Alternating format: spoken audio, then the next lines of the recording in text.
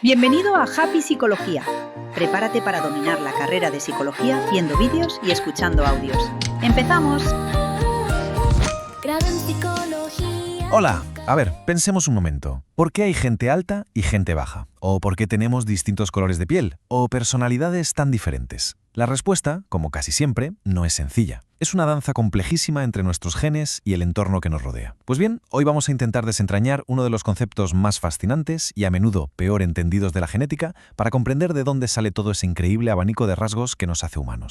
Este va a ser nuestro recorrido. Primero nos enfrentaremos al misterio de los rasgos que no son blancos o negros. Después veremos cómo los genes pueden literalmente sumar sus efectos. Aprenderemos cómo se le ponen números a esa influencia genética y qué pistas nos dan los estudios de familias. Y, súper importante, vamos a desmontar de una vez por todas el mito de que la genética es nuestro destino, para entender cómo funciona de verdad esa ecuación entre lo que heredamos y lo que vivimos. Venga, vamos al lío. En el colegio lo primero que nos enseñan de genética es a Mendel y sus guisantes, que si son amarillos o verdes, lisos o rugosos, todo muy claro, ¿verdad? El problema es que si miramos a nuestro alrededor, la vida real es bastante más complicada. La mayoría de nuestros rasgos no vienen en dos únicas opciones, sino en un espectro casi infinito. Fijaos en este contraste, porque es la clave de todo. A la derecha, los famosos guisantes de Mendel, o altos o bajos. Dos cajitas, sin más. La genética de manual. Pero a la izquierda tenemos algo muy distinto. Es el resultado de un experimento que hizo Joseph Colreuter allá por 1760 con plantas de tabaco.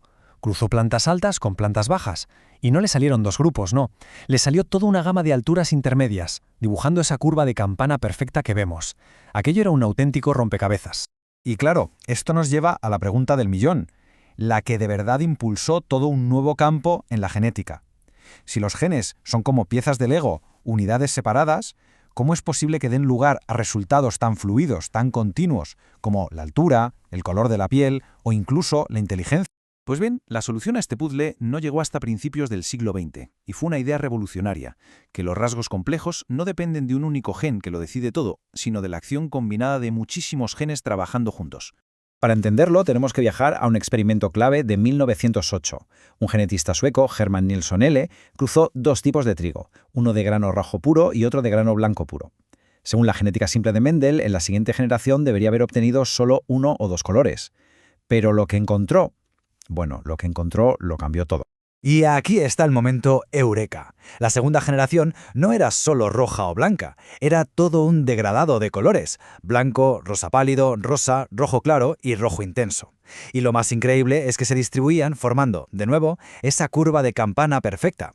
Cada gen parecía añadir una pequeña dosis de color. Fue la primera vez que se demostró que los genes, aunque sean unidades discretas, pueden sumar sus efectos. Y esto nos lleva a un concepto fundamental, el de rasgo poligénico. A diferencia de los rasgos de Mendel, que dependen de un solo gen, la inmensa mayoría de las cosas que nos definen son poligénicas. No es un interruptor de encendido o apagado, es más bien como una mesa de mezclas con un montón de reguladores de intensidad que juntos crean el resultado final. De acuerdo, ya sabemos que hay muchos genes implicados. La siguiente pregunta es bastante obvia. De todas las diferencias que vemos entre las personas, ¿qué parte se debe a los genes y qué parte al ambiente en el que vivimos? ¿Se puede medir eso? Pues la genética cuantitativa lo plantea con esta ecuación, que en el fondo es muy intuitiva. Nos dice que la variación total que observamos en un rasgo, por ejemplo, las diferentes alturas en una clase, es el resultado de sumar las diferencias que vienen de los genes de cada persona y las diferencias que vienen de sus entornos. Y aquí, ojo, llegamos al concepto central, la heredabilidad. Es importantísimo entender esto bien. La heredabilidad no nos dice qué porcentaje de tu altura, por ejemplo, se debe a tus genes. No es una medida individual, es una medida de población.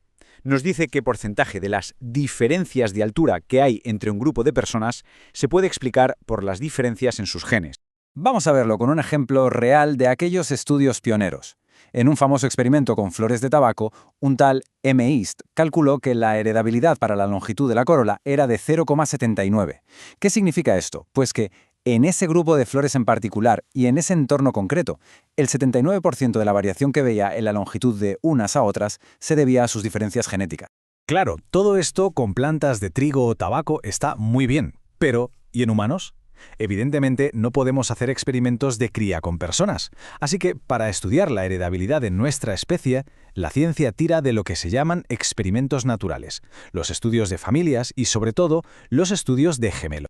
La lógica detrás de esto es, la verdad, bastante ingeniosa. Partimos de una base muy simple. Los familiares más cercanos comparten más genes. Los gemelos idénticos o monocigóticos son básicamente clones genéticos naturales. Comparten el 100% de sus genes. En cambio, los gemelos fraternos o dicigóticos son como dos hermanos cualquiera que han nacido a la vez. Comparten de media la mitad de sus genes, un 50%.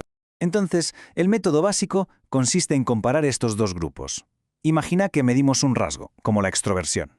Si resulta que los gemelos idénticos son muchísimo más parecidos en su nivel de extroversión que los gemelos fraternos, podemos deducir que los genes tienen un papel importante en las diferencias de personalidad que vemos en esa población. Y ahora llegamos al que es, probablemente, el error más común y más peligroso de todos. Escuchar que un rasgo tiene una alta heredabilidad suena a que es algo fijo, inmutable, que está grabado a fuego en nuestro ADN. Pues bien, esto es radicalmente falso. El punto clave, el que hay que grabarse, es este. La heredabilidad es una estadística, no es una ley biológica universal. Es una foto de una población concreta, en un entorno concreto y en un momento concreto. Si cambias el entorno, el valor de la heredabilidad puede cambiar por completo. Y para ilustrar esto no hay nada mejor que este estudio, que es una maravilla. En 1958, Cooper y Subeck criaron selectivamente dos líneas de ratas, unas listas y otras torpes a la hora de aprender a salir de un laberinto. En un entorno normal, las listas ganaban por goleada, como era de esperar. Pero aquí viene lo bueno. Cuando metieron a los dos grupos en un entorno enriquecido, lleno de juguetes y estímulos, las ratas torpes mejoraron tantísimo que alcanzaron a las listas. Y al contrario, en un entorno muy pobre y sin estímulos, las listas se volvieron tan malas que su ventaja genética desapareció por completo. Así que, para que quede meridianamente claro, que un rasgo tenga una heredabilidad alta no significa que sea inmutable o que el entorno no importe. Lo que sí significa es que, en el abanico de entornos que se han estudiado, las diferencias genéticas explican una parte importante de las diferencias que vemos entre la gente. Nada más y nada menos. Bueno, pues ahora que tenemos las herramientas y hemos desmentido los mitos, vamos a aplicar todo esto a algunos de los rasgos humanos más complejos y que más debate generan, como pueden ser la inteligencia o la personalidad.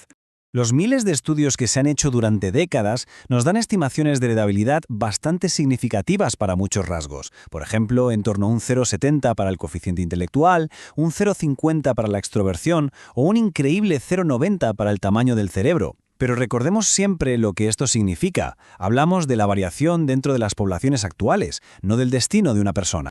Y aquí viene un hallazgo que a mucha gente le vuela la cabeza. La influencia de los genes en el CI no es algo fijo. De hecho, tiende a aumentar con la edad y, esto es crucial, también aumenta con el estatus socioeconómico. ¿Qué nos dice esto? Pues parece que, cuando las personas tienen más oportunidades, más recursos y más libertad para elegir sus caminos, sus predisposiciones genéticas tienen más espacio para manifestarse. Un buen entorno, paradójicamente, permite que la genética florezca.